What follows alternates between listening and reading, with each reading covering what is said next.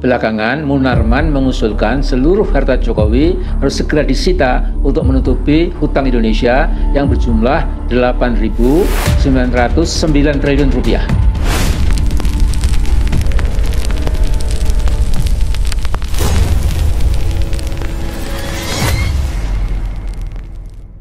Bukan Amin Rais namanya kalau tidak kritis, tidak cuap-cuap, tidak ramai di media sosial dengan segala pemikirannya. Amin Rais sejak Orde Baru sampai dengan saat ini, setiap terjadi pergantian pemerintahan, kepemimpinan, penguasa, selalu punya warna.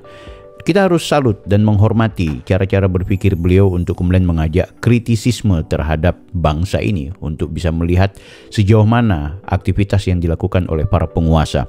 Mereka yang kita berikan amanah, mereka yang kita gaji lewat jerih keringat kita, itu tetap harus kita kontrol. Nah, sebagai agen sosial dan agen kontrol, Amin Rais bersama dengan komunitasnya, baik itu di Muhammadiyah, waktu di Partai Amanat Nasional, demikian juga sekarang Partai Umat, serta komunitas-komunitas gerakan lainnya, sampai dengan saat ini memang orangnya sangat konsisten untuk mengkritik penguasa. Nah, belakangan memang yang sedang diramaikan oleh Amin Rais adalah kritik terhadap Joko Widodo. Tidak hanya ketika dia menjadi presiden, bahkan saat ini pun ketika Pak Jokowi sudah tidak menjadi presiden, bahkan ketika Jokowi dalam keadaan sakit pun, dia tidak berhenti untuk kemudian menghajar seorang Jokowi. Oke, dalam konteks kritisisme, dalam konteks kontrol publik kepada penguasa, baik mereka sebagai mantan presiden, termasuk yang saat ini sedang menjabat, itu juga sesuatu yang harus kita lakukan.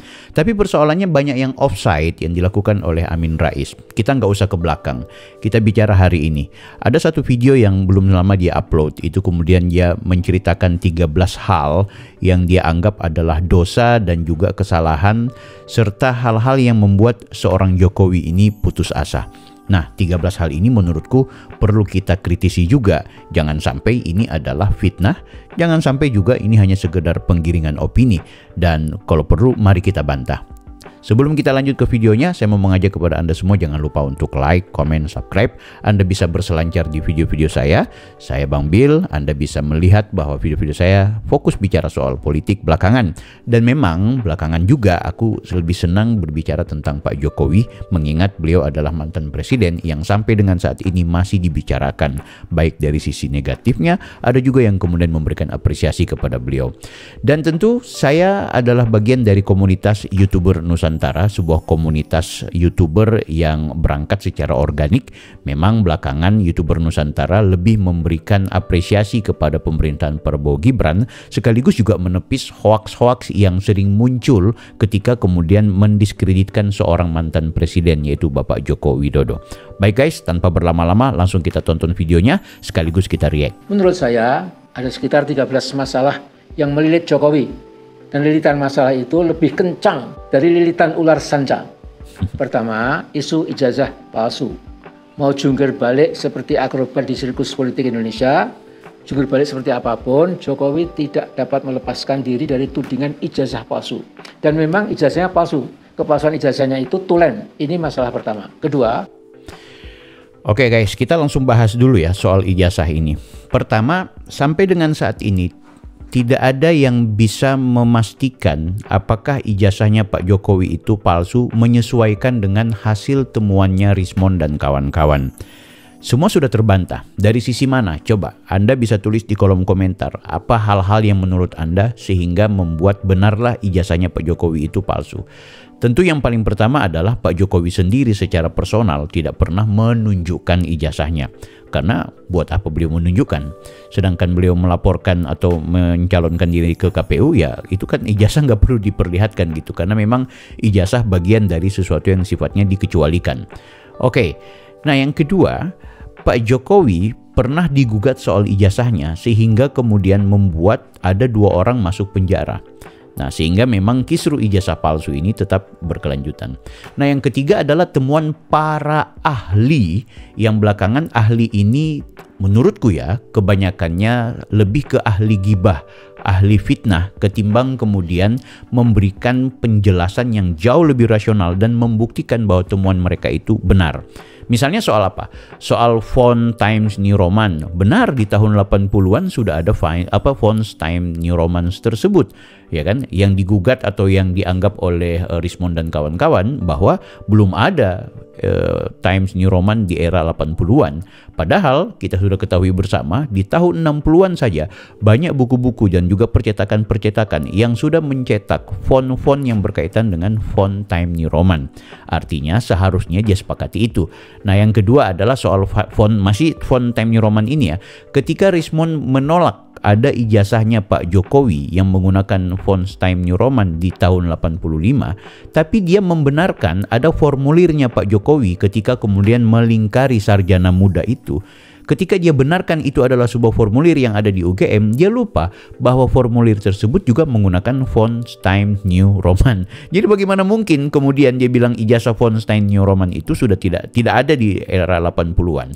Memang font Times New Roman hanya ada di tahun 90-an ketika font itu masuk dalam era komputerisasi, ya. Sementara font Times New Roman yang dicetak di ijazahnya Pak Jokowi, termasuk juga yang ada di lembar pengesahan skripsinya Pak Jokowi, itu adalah font Times New Roman yang bukan dicetak dari Microsoft.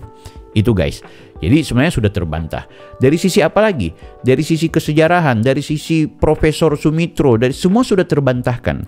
Ya, tidak hanya yang saya jelaskan, bahkan yang sering dijelaskan oleh Joshua, yaitu seorang analis digital forensik yang cukup ternama di Indonesia ini, membenarkan bahwa yang namanya font Times New Roman serta apa-apa yang menjadi temuannya Rismond dan kawan-kawan, termasuk fotonya Pak Jokowi, semuanya real, semuanya asli. Bahkan Bareskrim pun menyatakan sangat identik dengan apa yang dimiliki ijazah-ijazah dari teman-temannya Pak Jokowi.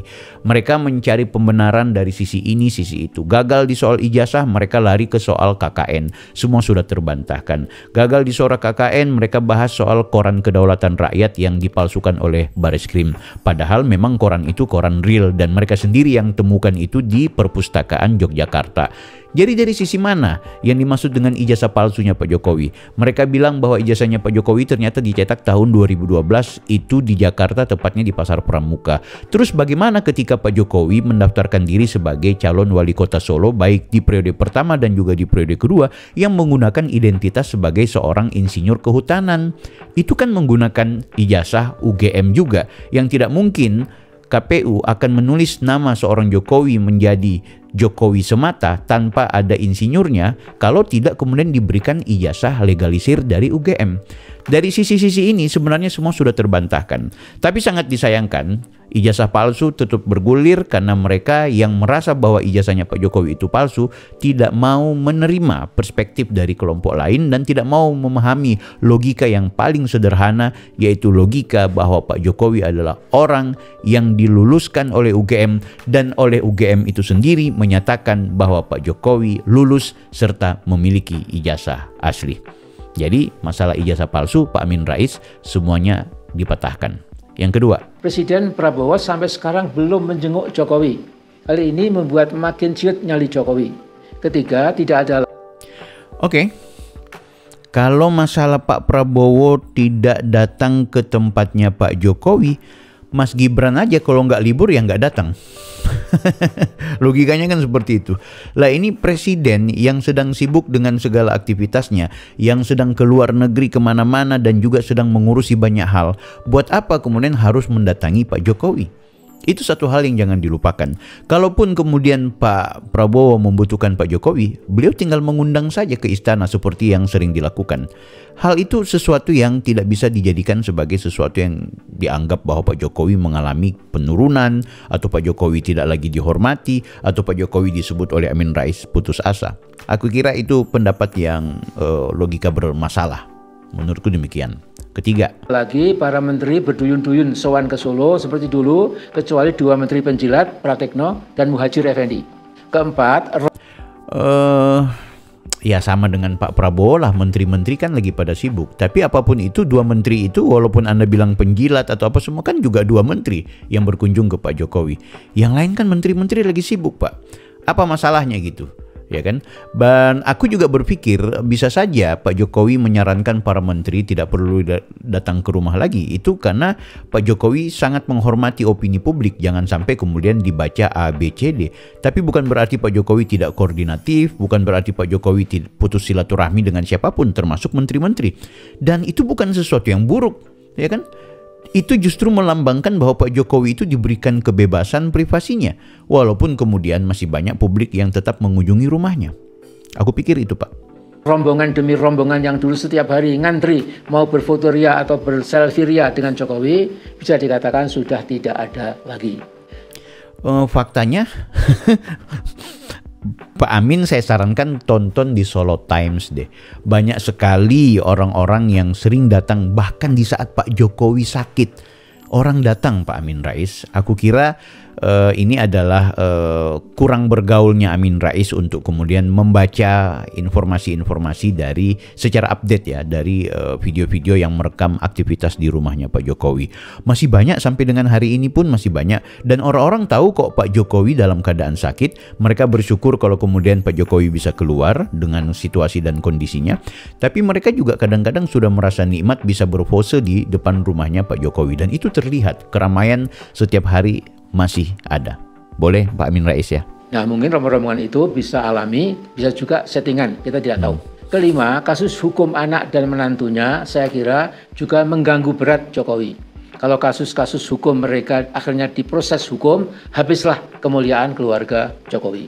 Keenam, kalau saya sih menyarankan Pak Amin Rais, kalaupun memang ada kasus hukum dari anak-anak dan menantu atau siapapun dari kerabatnya Pak Jokowi, seharusnya pembicaraan atau pernyataan ini harus keluar ketika memang semuanya diproses secara hukum. Kasus apa yang kemudian disebut bahwa anak dan juga menantunya itu punya masalah hukum?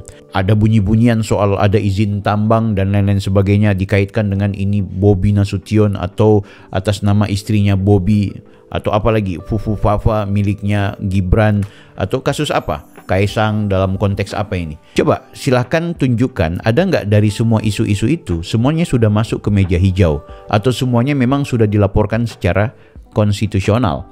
Aku pikir tidak ada. Dan sehingga itu bahwa ya, opini dan isu yang melibatkan kerabatnya Pak Jokowi, aku pikir dari beliau menjadi presiden pun sering dibunyi-bunyikan kok hal-hal seperti itu. Tapi ujung-ujungnya nihil. Karena memang yang ada adalah isu-isu yang sengaja dimunculkan dalam rangka memojokkan, menjatuhkan seorang Jokowi bersama kerabatnya. Jadi wajar kalau kemudian setiap ada masalah, termasuk ini nih masalahnya Tom Lembong, datangkan Pak Jokowi, seolah-olah itu kemudian akan menjatuhkan seorang Joko Widodo. Aku pikir enggak lah, Pak Jokowi tetap akan kuat kalau cuma masalah-masalah yang berkaitan dengan isu-isu tersebut. IKN yang jelas mangkrak dan sudah jadi kota hantu, tentu biang keladinya adalah Jokowi karena tidak pernah didiskusikan secara matang di DPR. Secara otoriter Jokowi pidato sebentar dan keinginan edan Jokowi disahkan oleh DPR. Jokowi adalah penanggung jawab pertama dan utama proyek gagal total IKN Nusantara di Kaltim itu. Ketujuh, nampaknya Pak Amin Rais tidak update dengan situasi dan kondisi IKN ya. Sangat disayangkan kalau Pak Amin Rais bisa melihat lebih jauh, lebih detail bahwa situasi IKN justru semakin hari semakin megah. Ya silahkan langsung tonton saja video-video. Saya sarankan sih nonton videonya Bang Dian Rana ya, atau Dian siapa itu. Anda bisa ngecek di YouTube yang sedang beredar di mana-mana, bahwa Anda sih tergantung algoritma ya. YouTube kita ini kalau kita nonton IKN terus, maka setiap hari berbondong-bondong banyak YouTuber akan memperlihatkan eksistensi IKN. Terus kalau Anda nontonnya hari-hari tentang kartun, tentang unboxing, tentang vlog, maka hari-hari kita akan disuguhkan algoritma YouTube kita yang berkaitan dengan hal-hal tersebut. Tapi kalau kita menonton atau kita tulis ditelusuri ya, cari pencaharian IKN, maka rekomendasi YouTube akan memperlihatkan kepada kita semua tentang IKN. Dan IKN belakangan itu justru semakin megah, Pak.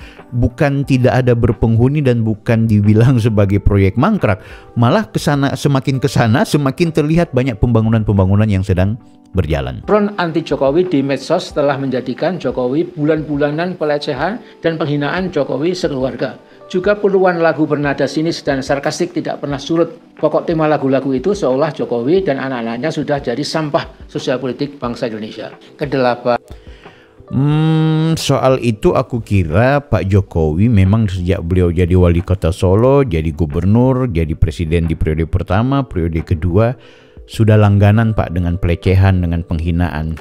Tapi tahu nggak Pak rahasianya? Karena pelecehan dan penghinaan yang bertubi-tubi yang disuguhkan untuk Pak Jokowi bersama keluarganya, maaf, sampai dengan saat ini justru Jokowi masih tetap mendapatkan hati di tengah masyarakat yang jauh lebih besar ketimbang kelompok-kelompok yang kemudian menghujat dan menghina beliau, termasuk juga dengan keluarga beliau. Jadi sebenarnya keliru Pak kalau hanya gara-gara banyak orang yang melecehkan Pak Jokowi di media sosial, bikin postingan-postingan yang meme-meme yang menjatuhkan Pak Jokowi.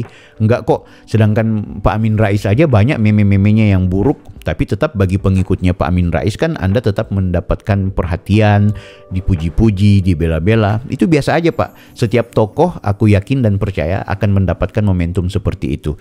Dan Pak Jokowi sudah menjadi langganan menikmati cacian, hinaan dan juga pelecehan dari banyak kalangan, tapi itu sekaligus mengangkatkan derajat beliau. Maaf ya Pak ya kalau soal itu. Sebagian besar ternak Mulyono sudah berbalik arah. Kini ikut mengganyang Mulyono tanpa henti dan tanpa ampun. Kesembilan. Oke. Kalau sebagian besar ternak Mulyono atau siapapun yang Anda maksudkan ini berbalik arah, tidak lagi bersama Pak Jokowi, bahkan menjadi musuhnya Pak Jokowi, di saat yang bersamaan banyak juga orang yang dulu anti kepada Pak Jokowi justru menaruh simpati kepada Pak Jokowi. Kenapa? Karena isu-isu yang tidak rasional seperti ijazah palsu yang ditertawakan oleh orang-orang yang sebenarnya bukan pendukung Pak Jokowi ya, bahkan mereka anti dulu sama Pak Jokowi tapi punya rasionalitas yang tinggi, rasionalitas yang bagus, banyak kok yang akhirnya menyatakan bahwa Pak Jokowi itu orang baik dan Pak Jokowi itu difitnah, sehingga akhirnya mereka memberikan dukungan kepada Pak Jokowi. Dan itu terbukti dengan banyak sekali subscriber saya secara personal di channel saya ini. Saya menemukan orang-orang yang tidak hanya menyampaikan di kolom komentar, bahkan di pesan pribadi WA saya mereka menyampaikan, Bang Bill, saya adalah orang yang sebenarnya anti sama Pak Jokowi. Saya tidak memilih Pak Jokowi, saya tidak suka sama dia. Bahkan saya juga sejak awal antipati kepada Pak Jokowi. Tapi berkat kisru ijazah palsu, di mana Pak Jokowi ini selalu menerima hinaan dan fitnahan, maka aku mulai berpikir, jangan-jangan ini adalah orang baik yang sebenarnya harus kita apresiasi. Jadi sebenarnya banyak kok orang yang memberikan dukungan, sekaligus banyak juga yang kemudian orang tinggalkan dia. Ya samalah seperti Partai Umat, ada orang yang mendukung Anda, ada juga yang kemudian ya anti dan bahkan melempar identitas Partai Umatnya dan menyatakan keluar dari Partai Umat karena Anda yang kemudian menggunakan dinasti politik di partai Anda, di mana kerabat Anda, keluarga Anda jadikan sebagai pimpinan puncuk yang ada di salah satu cabang Partai Umat. Maaf Pak Jokowi masih banyak yang cinta. Mulyono gagal membuat partai yang dia idam-idamkan, yang dia namakan partai super terbuka. Nama partainya saja sudah sinting dan katanya ingin berlabuh ke PSI, partainya anak muda perkotaan. Apakah masa PSI berbahagia seandainya dipimpin oleh bapaknya Kaisang Pangarep yang luhak-luhak itu? Ke-10 oleh... Nah, kalau soal PSI Pak ya, kalau soal termasuk Pak Jokowi yang kemudian mengeluarkan pernyataan yang berkaitan dengan akan mendirikan partai politik super terbuka gitu, sebenarnya itu adalah respon dari atau kritik ya ke Pak Jokowi terhadap Partai Demokrasi Indonesia Perjuangan yang main pecat sana sini, walaupun Pak Jokowi sendiri memang sudah mengetahui dan akan memaklumi kalau kemudian dia dipecat dari partai berlambang banteng tersebut. Jadi menurut aku Anda sebenarnya salah membaca ketika Pak Jokowi mengatakan ya udah kita akan buat partai yang super terbuka. Tapi ketika ditanya-tanya terus sama wartawan kapan mendirikan, Pak Jokowi sendiri tidak pernah memastikan saya akan bikin, saya akan buat, saya akan enggak.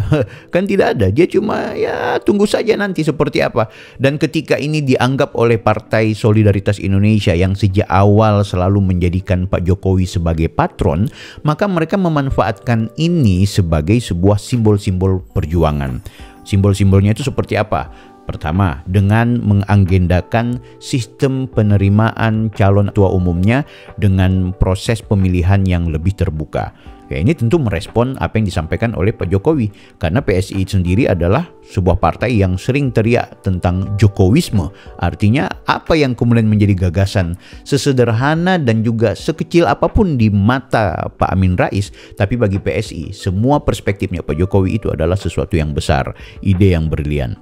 Terbukti, hari ini proses perekrutan ketua umum itu harus menggunakan pola pemilu raya. Nah, selanjutnya, apakah kemudian Pak Jokowi akan datang atau bergabung ke Partai Solidaritas Indonesia? Ini kan hanya sebuah spekulasi yang dimainkan oleh para pengamat termasuk media. Sehingga itu ketika Pak Jokowi ditanya apakah akan ke PSI, apakah akan ke P3, apakah akan... Pak Jokowi sendiri tidak pernah mengatakan saya akan kemana. Pak Jokowi tidak pernah menyatakan bahwa saya mau mencalonkan diri sebagai ketua umum. Ada yang tanya, Pak, mau mencalonkan diri sebagai ketua umum, bagaimana nanti dengan calon-calon yang lainnya? Ya, kalau saya mencalonkan diri kan pasti udah nggak bakal ada yang namanya calon. Pak, Bapak nggak mendaftar di calon ketua umum PSI? Ya, saya takut gagal. Itu kan bukan berarti dia mau mengatakan dia sedang senang-senangnya untuk menjadi ketua partai. Ya, kan manusia politik, sehingga itu apa yang dia sampaikan adalah hal-hal yang sifatnya formal dan normatif serta sesuatu yang menurutku wajar sebagai manusia politik. Dia juga menghormati teman-teman di Golkar, dia menghormati Pak Prabowo, dia menghormati partai-partai lainnya, sehingga itu lebih baik dia menjadi bapak bangsa. Biarkan saja anaknya yang kemudian berkreasi di Partai Solidaritas Indonesia, itu pun kalau terpilih pada pemilu yang akan dilakukan pada bulan Juli nanti. Aku pikir itu, guys. Oligarki yang dulu setia menemani Jokowi, ini sudah pindah ke naungan Pak Prabowo. Jokowi yang sekarang sakit-sakitan merasa sunyi, sepi sendiri. Dalam hati Jokowi merasa dikhianati para oligark itu. Ke-11. Yang namanya Pak Prabowo, ya, pasti akan dikunjungi orang, Pak. Oligarki, Anda mau bilang apakah dia, maaf, buruh, mau dia elit, mau dia termasuk golongan-golongan seperti kalian. TPUA kan kepingin itu mau bertemu dengan Pak Prabowo. Rismon setiap hari di setiap live kepingin kapan Pak Prabowo mau panggil. Namanya presiden, Pak, pasti akan kemudian didatangi orang. Dan Pak Jokowi juga udah tahu kalau kemudian kalau dia bukan lagi presiden maka tidak akan dikunjungi oleh elit-elit tertentu. Tapi masa Anda menutup sejarah sih bagaimana kemudian Pak Jokowi rumahnya sering didatangi oleh pengusaha, didatangi oleh pejabat, tamu-tamu dari luar negeri. Kalau kemudian belakangan mungkin belum ada yang datang, ya wajar, hanya soal momentum saja. Ditambah dengan memang Pak Jokowi hari ini juga situasinya dalam keadaan yang tidak sehat. Kenapa sih, Pak? Hanya hal-hal seperti itu Anda jadikan seolah-olah Pak Jokowi itu merenung, ditinggalkan banyak teman. Kayaknya enggak deh. Oke ya. Jokowi ketar-ketir karena sebentar lagi Partai Coklat, kepolisian tidak lagi bisa Jokowi kendalikan. Polri pasti juga berpikir waras, daripada tetap membela Jokowi, sudah saatnya kembali ke jati diri Kepolisian Republik Indonesia. Ke-12. Aku pikir itu perspektifnya Pak Amin Rais saja. Lagi pula, buat apa kemudian Anda menuduh seolah-olah polisi itu akan tunduk terus kepada Pak Jokowi? Pak Jokowi udah bukan jadi presiden lagi. Dalam hal apa sebenarnya logika Partai Coklat yang Anda sebutkan itu? Dan itu juga pelecehan terhadap institusi Polri kita, guys. Jadi menurutku ini adalah sebuah ucapan yang berlebihan. Biarin aja. Ada masalah apa dengan kepolisian? Emangnya kalau sudah diganti Kapolrinya atau ada pembaharuan di kepolisian, maka Jokowi akan dijerat? Dalam konteks apa akan dijerat? Malah Pak Jokowi saat ini kemudian membutuhkan polisi dalam konteks apa? Menangkap orang-orang seperti kalian, ya. Dan itu harus dilakukan, dan yang dilakukan itu by the rule on the track. Jadi sesuai dengan jalurnya, bukan dalam konteks kemudian memanfaatkan sehingga melakukan tindakan-tindakan yang abnormal. Aku pikir nggak ada sih masalah soal kepolisian dengan Pak Jokowi. Apa yang perlu ditakuti oleh Pak Jokowi kalau kemudian polisi tidak lagi akrab bersama beliau? Naif juga sih tafsir ini. Oke, nggak apa-apa, kita ikuti. Pukulan OCCRP yang menobatkan Jokowi sebagai pemimpin terkorup nomor 3 di muka bumi, ibaratnya pukulan KO dalam dunia tinju. Jokowi pingsan, kehilangan kesadaran, sehingga harus diusung keluar dari ring tinju. Ke-13. Ya. OCCRP ini sudah jelas Pak, mereka sudah mengklarifikasi bahwa nama-nama yang di-share atau yang disebutkan dalam konteks kandidat sebagai atau nominator sebagai pemimpin terkorup itu berdasarkan informasi yang diberikan oleh sekelompok orang yang disampaikan langsung kepada OCCRP. Makanya disinyalir bahwa nama Pak Jokowi itu disebutkan ya oleh kelompok-kelompok yang memang anti sama Pak Jokowi. Seandainya saja observasi atau survei dari OCCRP itu bisa secara adil dari Sabang sampai Merauke dan mempertanyakan masyarakat secara umum, maka aku yakin dan percaya bahwa tidak mungkin kemudian namanya Pak Jokowi itu disebutkan untuk masuk ke dominasi OCCRP sebagai pemimpin terkorup. Dan OCCRP sendiri sudah mengklarifikasi bahwa mereka tidak kemudian mengklaim Pak Jokowinya sebagai pemimpin terkorup, melainkan ini adalah informasi yang didapatkan dari orang-orang yang memang anti sama Pak Jokowi. Kan logikanya seperti itu. Dan kalaupun korup, apanya yang korup gitu? Apakah kemudian ada proses secara hukum dan lain-lain sebagainya? Atau kita bantahnya dengan seperti ini. Kalau seandainya Pak Jokowi itu orangnya korup, maka akan dinilai oleh masyarakat sebagai pribadi yang jahat, pribadi yang zolim, termasuk pribadi yang memalsukan ijazahnya. Pertanyaannya, bagaimana dengan survei yang dilakukan oleh Pak Profesor Burhanuddin Muhtadi? Ternyata hampir 70% masyarakat tidak percaya ijazahnya Pak Jokowi itu palsu. Artinya dari sini bisa kita pahami bahwa Pak Jokowi itu orang baik yang kemudian tidak mungkin akan diyakini sebagai koruptor. Hanya memang ketika dimunculkan namanya Pak Jokowi di nominator OCCRP itu, inilah yang kemudian seolah-olah dipakai untuk menjadi makanan dan juga opini publik yang digiring kepada publik yang dilakukan oleh teman-teman seperti Pak Amin Rais untuk kemudian menjatuhkan dan menjelekkan seorang Jokowi. Kita anggap wajar aja sih, nggak apa-apa. Belakangan Munarman mengusulkan seluruh harta Jokowi harus segera disita untuk menutupi hutang Indonesia yang berjumlah 8.909 triliun rupiah. Nampaknya bermasalah. Mana mungkin hutang Indonesia kok akan diganti oleh Pak Jokowi? Hutang is utang. Anda kira ketika yang memimpin Indonesia adalah Anies Baswedan, dia akan luput dari hutang? Anda kira kalau presiden ini dipimpin oleh Anda sendiri, Anda akan menganggap bahwa Indonesia tidak akan berhutang? Situasi global, situasi ekonomi secara umum tetap membutuhkan hutang siapapun yang menjadi presidennya di Republik Indonesia. Ya, kita tidak seperti Iran, kita tidak seperti negara-negara lainnya yang memang mereka punya kemandirian secara ekonomi. Tapi ingat, kita butuh Amerika, kita butuh utang. Karena situasinya, kondisinya dalam keadaan seperti itu. Jadi kalau seandainya bukan Pak Jokowi yang jadi presiden kemudian tidak berhutang, baru kemudian kita akan hormati itu. Faktanya, Prabowo saat ini juga sedang mengancang-ancang bahkan menunggu investasi-investasi dari asing untuk kemudian menyerahkan dan memberikan bantuan yang menurutku juga kategorinya hutang. Dan memang ada hutang. Jadi bagaimana mungkin kita akan menganggap bahwa situasi seorang presiden tidak akan berhutang? Dan apa yang kemudian disampaikan oleh Pak Amin Rais yang mengutip pernyataannya Munarman, aku kira itu adalah pernyataan yang berlebihan. Guys, 13 hal yang disampaikan oleh Amin Rais itu kita bantah. Dan sekarang mari kita berpikir secara rasional, kita kritik kepada Gibran saja karena Gibran hari ini wakil presiden. Pak Jokowi aku pikir udah berakhir, udah selesai, nggak perlu lagi diulik-ulik. Kalaupun mau mengulik-ngulik ya silahkan terhadap dosa-dosa yang mungkin bagi kalian pernah dia lakukan di saat menjadi presiden. Tapi buat apa lagi membahas soal Pak Jokowi sakit, Pak Jokowi dalam keadaan dikenakan azab oleh Allah, itu kan jahat sekali gitu.